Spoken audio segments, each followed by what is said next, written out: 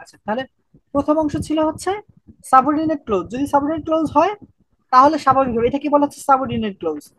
আর subordinate ক্লোজের ক্ষেত্রে যদি প্রথমে সাবঅর্ডিনেট ক্লোজটা হয় তাহলে ওখানে ইউজ করতে হবে, কমা ইউজ করতে হবে। কিন্তু যদি সাবঅর্ডিনেট ক্লোজটা মধ্যে হয় তাহলে আর কমা লাগবে না।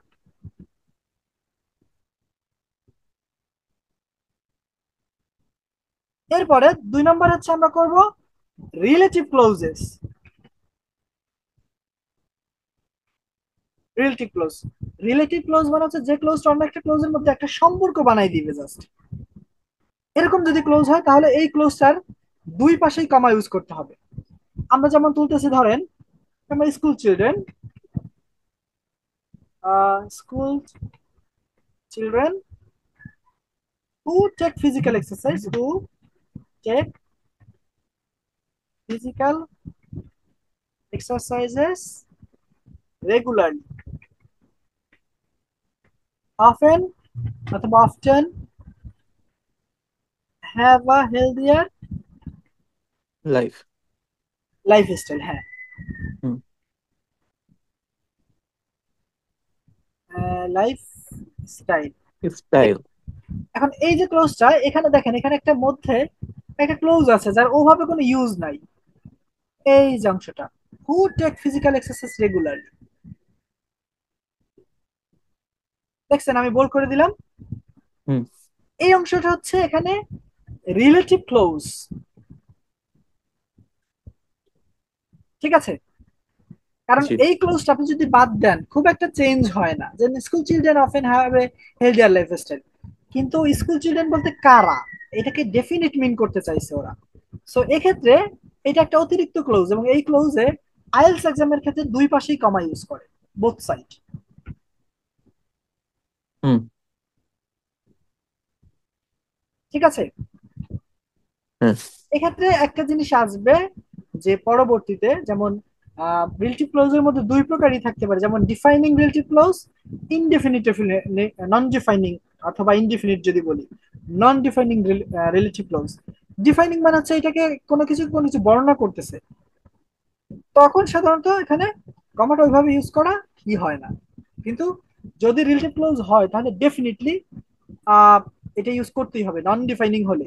কারণ খেয়াল করেন, এখানে কিন্তু কোনো কিছুকে ডাইরেক্ট করে মেনশন করা হয় না, শুধুমাত্র স্কুল চিলড্রেন, কোন স্কুল চিলড্রেন গুলা ওদেরকে ডেফিনিট করা হয়েছে।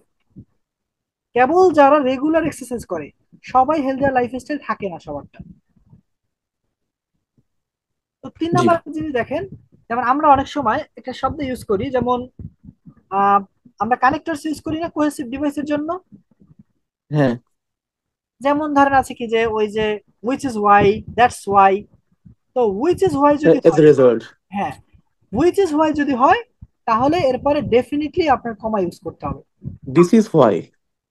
হুইচ ইজ হোয়াই, যেমন আমি লিখতেছি হুইচ ইজ হোয়াই। এই যে হুইচ ইজ হোয়াই যদি লেখা হয় তাহলে এর আগে, কোথায়, এর আগে কমা ইউজ করতেই হবে, এটা যেখানে হোক। আমরা একটা স্যাম্পল দেখি। যেমন ধরেন, যদি বললাম যে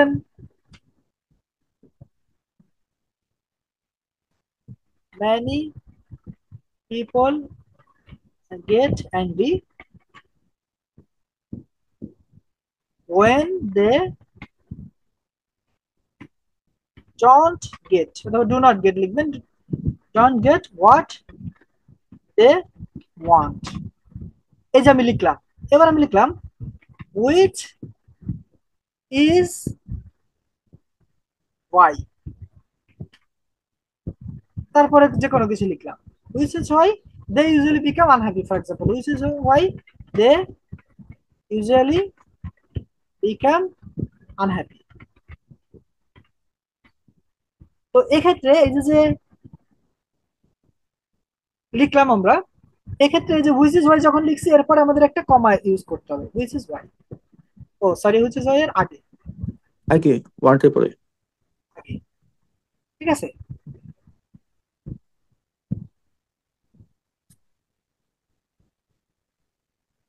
তো এই যে যে সেন্টেন্স গুলো অনেক সময় এরকম যদি মধ্যে কোনো আসে, যেমন এখানে খেয়াল করেন প্রথম অংশটা কিন্তু অলরেডি একটা complex sentence, people many people get angry when they don't get what they want. 3-4টা দিয়ে একটা কমপ্লেক্স সেন্টেন্স করা, তারপরে যদি আবার আরেকটাকে পেঁচানো যায়, তখন এগুলা অটোমেটিক্যালি বেশি কেওয়াস হয়ে যায়, ভালো করে বোঝা যাবে না, সেন্টেন্স আনক্লিয়ার হয়ে যায়। এরকম একটা ঘটনা আপনার দ্বিতীয় লেখা না তৃতীয় লেখা জানি ঘটছে, বিশাল লাইন। তো স্বাভাবিকভাবে তখন একটু কমাই ইউজ করে, যেমন বিশেষ করে এই যে যে যেমন আমরা যেটা দেখাইলাম, এটা যে সবসময় এরকমই করবেন এইটা উইচ ইজ ওয়াই এরকম না, অন্য কনজাংশনও যদি আসে এসে পরে এরকম রিলেটিভ প্রোনাউন, তখন যদি মনে করেন পেছনে কমা দিলে স্পষ্ট আগের লাইনগুলো ক্লিয়ার হয়, ইউজ করে দিবেন। Not only but also,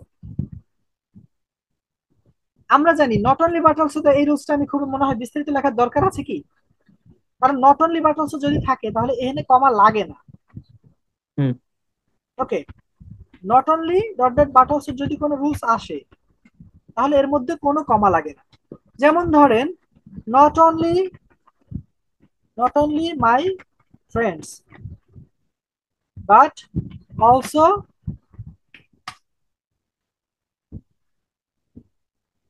not only my friends বলতে পারেন but also my cousins, but also my parents, হ্যাঁ, cousin. Cousins were present there, for example present there. তো এক্ষেত্রে এই যে যে নট অনলি আছে বাট অলসো আছে, এর মধ্যে কোথাও কোনো কমা বসবে না, no comma. Linking words, linking words যদি আপনি আনেন, ডেফিনেটলি আপনি লিঙ্কিং ওয়ার্ডস এর আগে আমরা লিঙ্কিং ওয়ার্ডস একটা শীট দিয়েছিলাম, লিঙ্কিং ওয়ার্ড যদি আনেন তাহলে ডেফিনেটলি আপনি কমা ইউজ করবেন। ঠিক আছে, যেটা আপনি করেন আমি দেখছি এখানে আপনার খুব যেমন এটা লিঙ্কিং ওয়ার্ডস অনেকগুলো করছেন না, ধরেন আমরা কিছু উদাহরণ দেই।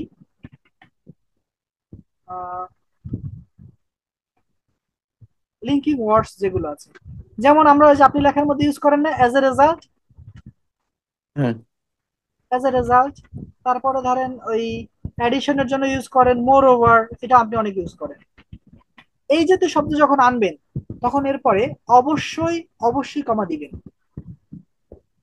ঠিক আছে, এক্ষেত্রে অনেক ইংলিশে আছে যেমন আমেরিকান অনেক সময় কমা ইউজ করে না, করুক বা না করুক, আপনি যদি সেন্টেন্স গুলো আনেন ডেফিনেটলি আপনি কমা দিবেনই। ঠিক আছে, অনেক সময় আছে হ্যাঁ। যে যদি এইগুলা মধ্যে বসে তাহলে দুই পাশে কমা দিতে হয়, দুই পাশেই। তার দুই পাশে কমা দেওয়ার আমি একটা বলবো, যেমন ধরেন যদি অ্যাজ এ রেজাল্টে স্বাভাবিক যেটা সেটা বলি, তাহলে তো কেবল যদি আপনি যেমন আহ, কি বললাম, we the truck was attacked, for example attacked by the enemy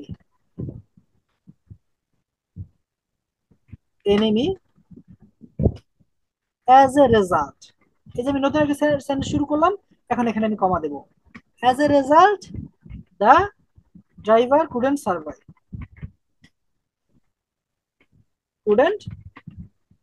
surprise. survive। ওকে, কিন্তু আমি যদি এটাকে মধ্যে আনি, মধ্যে আনি, তাহলে আমার কমা ইউজ করতে হবে দুই পাশে, এই পাশে আমি কমা ইউজ করছিলাম এক জায়গায়, এখানে আমি কমা ইউজ করছিলাম এক জায়গায়। কিন্তু যদি আমি মধ্যে আনি, যেমন ধরেন আমরা একটা আনতে পারি যে in school, in school however, ধরেন আগে কিছু লাইন আছে, ধরেন এটা আমরা লিখলাম না, in school however most of the students do not want to attend the, do not want to pay attention to the class, pay attention in the class। এই যে দেখেন এই হাউএভারটাকে যখন আমি মধ্যে আনলাম তখন আমার কমা ইউজ করতে হবে দুই পাশে। ঠিক আছে, হ্যাঁ। ওকে। তো এই হচ্ছে মোটামুটি ইস্যুগুলো, আর এগুলো ছাড়া আরো ধরেন কিছু আছে, যেমন যদি এন্ড বাট সো ইয়েট নর এগুলো বসে, যেমন এগুলো আপনি ইউজ করেন, তখন এগুলার আগে কমা ইউজ করবেন, এগুলার সাধারণত আগে কমা ইউজ করবেন, মানে আগের যে লাইনটা শেষ হয়ে গেছে এটা আপনি বোঝানোর জন্য। বুঝতে পারছেন? জি। ওকে, তো এখানে আরেকটা আছে, যেমন এটা হচ্ছে, এটা কোনো রুলস এর কমা না, এটা হচ্ছে অন্য রকমের কমা। সেটা হচ্ছে লেন্থ অফ ক্লোজেস। যেমন আপনি অনেক বিশাল একটা ক্লোজ হয়ে গেছে, যেমন ধরেন 5 লাইনের একটা সেন্টেন্স লিখছেন আপনি, 5 লাইনের, অথবা পুরো ইন্ট্রোর মধ্যে আপনি দুইটা লাইনেই বড় একটা ইন্ট্রো হাফ পেজের বেশি আপনি লিখে ফেললেন। এখন এটা কিন্তু অনেক বড় লেন্থ ডেফিনেটলি। এটাকে যদি আপনি টিচারের কাছে দেন তখন আপনার বুঝতে অসুবিধা হইতে পারে, যে কোনো এক্সামিনার। যেমন আমরাই কিন্তু খেয়াল করি যখন স্পিকিং এ আপনাদেরকে বড় কোশ্চেন করা হয়, অনেক অনেক বড় কোশ্চেন, তখন কিন্তু মেইন জায়গাটা হারাই যায়, যে আসলে কি যেন হ্যাঁ। বলতেছিলাম, এরকম কিন্তু প্যাচ লেগে যায় যে আসল কথাটা কি ছিল। ঠিক সেন্টেন্স পড়ার ক্ষেত্রে এই সমস্যাটা হয়, যদি অনেক বড় সেন্টেন্স হয় তাহলে সেন্টেন্সের মিনিং চেঞ্জ হয়ে যায়। এজন্য লেন্থের জন্য ই ইউজ করা হয়, লেন্থের জন্য কমা ইউজ করা হয়, যাতে সেন্টেন্সটা পরিষ্কার ভাবে বোঝা যায়। তো এই ক্ষেত্রে ইউজ করার জন্য আমরা অলরেডি যে রুলস গুলো দেখাইছি সেই রুলস গুলোই আপনি ইউজ করতে পারেন।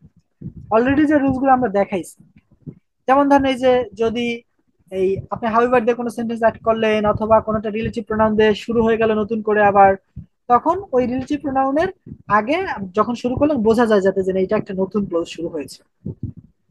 এই যে এই জিনিসগুলো মোটামুটি আপনার অনেকটা পরিষ্কার, খুব একটা ইস্যু নাই। তো আরেকটা ব্যাপার যেটা আমরা করি, যেমন আমরা যখন কোনো কিছু লিস্ট করি, যেমন আমি যদি কোনো খাবারের লিস্ট করি বা কোনো আইটেমের লিস্ট করি, তাহলে কিন্তু প্রথম কয়েকটার মধ্যে, প্রথম আইটেমগুলোর মধ্যে কমা ইউজ করতে হয়, আর তারপরে ইউজ করতে হয় হচ্ছে আহ তারপরে ইউজ করতে হয় হচ্ছে আর কি এন্ড, দুইটার শেষেটা। আমার একটা কল আসছে, তো আমাদের মনে হয় মিনিট আছে 3 মিনিট, আমি একটু হোল্ড করছি 1 মিনিটের জন্য।